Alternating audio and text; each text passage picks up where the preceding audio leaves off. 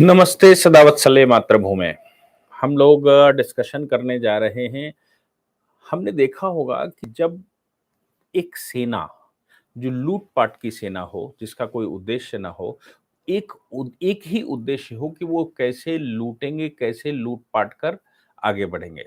तो फिर जब सेना पराजित होती है, तो आरोपों के स्वर बुलंद होते हैं और आरोप कुछ इतने बड़े लगने लगते हैं कि शायद उनका जवाब नहीं होता। मैंने इसका शीर्षक भी टीम से कहा बनाइए कि मुर्गे की तो जान चली गई, लेकिन मियाँ को मज़ा ना आया। मियाँ ही थे जो मुर्गे को हलाल भी करते थे और मुर्गे को खाने के बाद वो कहते थे भाई स्वाद नहीं आया। मैं मियाँ बता रहा हूँ मियाँ आज़म खान को और मुर्गा बता रहा हूँ अखिलेश यादव को। अखिलेश यादव यानी कि उनके पिता मुलायम सिंह यादव ने एक समय पर खूब मुस्लिम तुष्टीकरण किया, यहाँ तक कि राम भक्तों पर गोलियाँ भी चलाई। इतने अपराध किए, मैं आरोप नहीं कह रहा हूँ, इतने अपराध किए इन लोगों ने कि मुझे लगता है कि भगवान के दरबार में भी इसका हिसाब बड़ा मुश्किल हो जाएगा। और इनको हिसाब मुझे नहीं लगता कि इनका हिसाब हो भी पाएगा क्योंकि इतने अपराध इन लोगों ने किए। समाजवादी पार्टी ने इतने अपराध किए जैसे मैं बताऊं कि इटावा में यादव वर्सेस मुसलमान हो गया तो यादव जेल गया और मुसलमान बचा। गोली मारने वाला भी मुसलमान और जेल जाने वाला यादव। जब यादव वर्सेस मुसलमान को भी इन्होंने नहीं छोड़ा, लोग कहने लगे थे कि ये तो भाई शहंशाह आलम है। यहां तक कहने लगे थे कि भाई ये जो अखिलेश यादव हैं, ये तो जनाब औरंगजेब हैं। वो शाहजहां और ये औरंगजेब। जब तुष्टीकरण की राजनीति की और जिन लोगों के इतिहास को पढ़ा और जिन लोगों के इतिहास को संरक्षण करने का प्रयास किया मुलायम सिंह ने, तो बेटा तो वैसा होना ही था। इतने आरोप मुझे नहीं लगता कि आज तक किसी और पार्टी या व्यक्तित्व पर लगे होंगे भारतवर्ष में। जब याद होगा कि 89 के बाद 1989 के बाद जिस समय देश में आंदोलन राम मंदिर आंदोलन चल रहा था और मुलायम सिंह ने गोलियां चलवाई थी, तो गधे के पीठ पर लोग पीपा बांध देते थे और गधे पे लिख दिया जाता था मुल्ला मुलायम सिंह। ये मैं किसी को आरोपित नहीं कर रहा हूँ। मैं ये कह रहा हूँ कि ये आरोप लगते ये साक्षात मैंने देखा है। और लोग कहते थे कि कभी कुछ नहीं हो सकता मुलायम सिंह का, इन्होंने गोलियां चलवाई हैं। लोगों ने यहां तक कहा सरयू लाल करवा दी। और अब आजम खान जब फंसे हैं, तो भी अखिलेश यादव ने आजम खान को वैल्यू देने में कोई कमी नहीं रखी। आजम खान को लोकसभा का भी सदस्य बनवाया, आजम खान को विधानसभा लड़वाई, आजम खान के बेटे को विधानसभा लड़वाई। इतना सब कुछ विरोध हो रहा था, जबकि देश में ये बात बिल्कुल जग जाहिर है कि अब लोग रोज़ा इफ्तार करने के बजाय, अभी तो रमज़ान चल रहा है, तो आपने नहीं देखा होगा कि कोई रोज़ा इफ्तार कर रहा है। अभी तो रोज़ा इफ्तार करने के बजाय लोग जनेऊ पहन रहे हैं, लोग मंदिरों में जा रहे हैं, लोग मंदिरों में जा जाकर ये दिखाने की कोशिश कर रहे हैं कि वो कितने बड़े वाले हिंदू हैं। ऐसी परिस्थिति आ गई है, लेकिन अखिलेश यादव एक ऐसे व्यक्ति हैं जिन्होंने तुष्टीकरण नहीं छोड़ा और आजम खान का साथ भी नहीं छोड़ा। आखिर आजम खान उनके पिता के भक्त जो हैं, आजम खान उनके पिता के मित्र जो हैं। लेकिन आजम खान के बंदों ने जो स्टेटमेंट दिया, वो गजब था। और मैं ये मानकर चलता हूं कि आजम खान अब पेशेंस खो चुके हैं। अब उनको लगता है कि अखिलेश यादव उनके लिए पूरी कोशिश नहीं कर रहे हैं। अब अपराध तो आजम खान ने किए, मुसलमानों की जमीनें हड़पी, रामपुर में क्या नहीं किया। जब सत्ता का मद आता है तो कोई जाति संप्रदाय नहीं दिखता, सत्ता सिर पर चढ़ती है।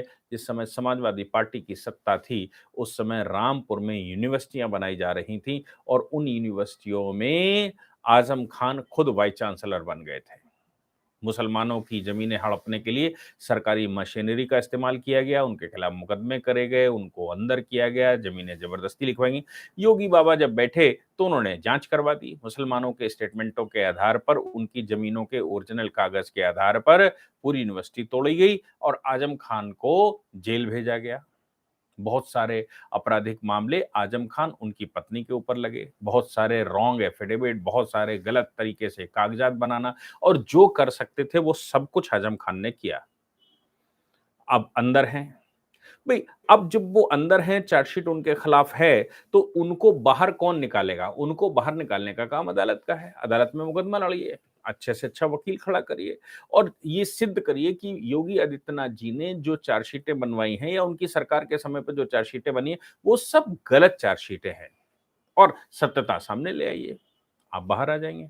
लेकिन चूँकि सत्यता तो यही है जो बाबा जी ने मुकदमे बनवाए हैं या जो मुकदमे हुए हैं, उसमें ज़्यादातर गवाह मुसलमान हैं।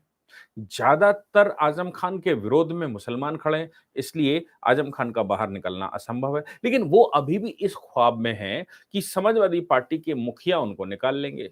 मामला क्या था? आज़म खान के मीडिया प्रभारी, अभी आज़म खान जेल में है लेकिन उनके मीडिया प्रभारी बाहर हैं। मीडिया प्रभारी फसाहत अली खान शानू जिनको कहते हैं, उन्होंने एक पब्लिक मीटिंग की और उस मीटिंग में एक भाषण दिया। उस भाषण में कहा कि अखिलेश यादव नहीं चाहते कि आज़म खान साहब जेल से आएँ।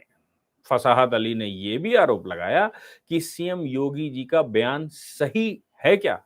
यानी कि अब आजम खान के चेले ये कह रहे हैं योगी जी बिल्कुल ठीक कह रहे हैं कि उनको बाहर नहीं निकालना चाहते। मैंने तो नहीं सुना कि योगी जी ने कभी कोई स्टेटमेंट दिया हो, लेकिन कह ये रहे हैं कि उनको अखिलेश जी बाहर नहीं निकालना चाहते और आगे क्या कहा?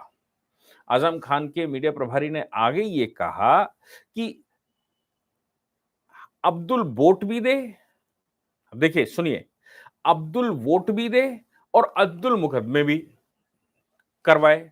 यानी कि वो ये कह रहे थे कि समाजवादी पार्टी को जो कुछ भी काम हुआ है, वो सिर्फ मुसलमानों की वजह से समाजवादी पार्टी जिंदा है। अगर मुसलमान उनका सपोर्ट ना कर रहा होता, तो समाजवादी पार्टी समाप्त हो चुकी होती।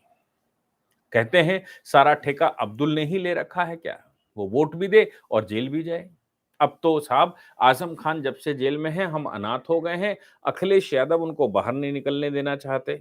भई अखिलेश यादव ने उनको सांसद बना दिया, उनको विधायक बना दिया, उनको उनके मुकदमे लड़े जा रहे हैं। अखिलेश यादव जान से गए और मियाँ को मज़ा नहीं आया। हम ये मानकर चलते हैं कि ये जो बयानबाज़ी चल रही है, ये पूरी की पूरी बयानबाज़ी कहीं न कहीं से आज़म खान द्वारा प्रायोजित है। आज़म खान स्टेटमेंट दिलवा रहे हैं। आज़म खान प्रेशर में ले रहे हैं कि अखिलेश यादव उनको कुछ करें। या फिर ये नया गेम ये भी हो सकता है कि ये जो फसाहत अली है, ये चला गया हो एमआईएम के पास। और ये कहने की कोशिश कर रहा हो कि भई मुसलमानों को अब समाजवादी पार्टी के साथ नहीं रहना चाहिए, अब जाना चाहिए ओवैसी के साथ। क्योंकि ओवैसी ने इस तरह के आरोप भी लगाए थे और ओवैसी ने इस तरह का प्रचार भी किया था, लेकिन फिर भी मुसलमान है, समाजवादी पार्टी के साथ रहा था। तो ये बताने का, ये करने का प्रयास चल रहा है, ये भी संभव है। अब आजम खान तो बेचारे जेल में हैं, वो क्या कहेंगे कि सही कौन बोल रहा, गलत कौन बोल रहा, उनको तो जेल से बाहर आने के लिए कोशिश हो रही है। लेकिन आप सोचिए कि मुस्लिम मस्तिष्क कैसा है? अखिलेश यादव ने पूरी पार्टी इस समाप्त कर ली। पूरी की पूरी पार्टी को कहाँ किनारे लगा दिया, क्योंकि मोदी जी की, योगी जी की जो राजनीति आई, उस राजनीति ने 80-20 की राजनीति करी। लेकिन आज भी अखिलेश यादव 20 की ही राजनीति कर रहे हैं, मुँह की खा रहे हैं, सत्ता से बाहर हैं और ये संभावनाएँ भी नहीं लगती कि सत्ता में आ सकते हैं वो अभी, केवल 20% वोट के दम पर। लेकिन वो अपने लगे हुए हैं, उन्होंने ट्रेंड नहीं छोड़ा, उन्होंने लाइन नहीं छोड़ी, लेकिन साहब आरोप उन पर ही हैं, वो मर भी गए, पार्टी खत्म भी हो गई, पार्टी का नेस्तनाबूत हो गया, लेकिन फिर भी आया ये आरोपी अपराधी अखिलेश यादव हैं। अपराधी आज़म खान नहीं है, अपराधी अखिलेश यादव हैं, ऐसा आज़म खान कहने की कोशिश कर रहे हैं। मुझे लगता है कि ये सब कुछ एक मानसिकता का प्रभाव है और ये मानसिकता कभी नहीं जा सकती। आप प्राण निकाल कर दे दीजिए, तो भी मानसिकता यही कहेगी कि आपने कुछ किया ही नहीं, यानी कि ये मुर्गा तो मर जाएगा, लेकिन मियाँ को मज़ा नहीं आएगा। टेस्ट नहीं आता भई, टेस्ट तो तभी आएगा जब दारुल इस्लाम बना लेंगे, टेस्ट तो तभी आएगा जब पूरा का पूरा यहाँ कब्जा कर लेंगे, टेस्ट तो तभी आएगा जब काफ़िर खत्म हो जाएँगे। ऐसा मुझे लगता है कि उनके टेस्ट को कैसे अब टेस्ट सीरिया में चल रहा है, आज भी टेस्ट नहीं आया। पूरे अरब में 1500 साल से चल रहा है, आज भी टेस्ट नहीं आया। तो क्या अखिलेश यादव के समापन पर ही कोई टेस्ट आ सकता है? मुझे नहीं लगता कि कोई आ सकता है। जय हिंद, जय भारत, वंदे मातरम।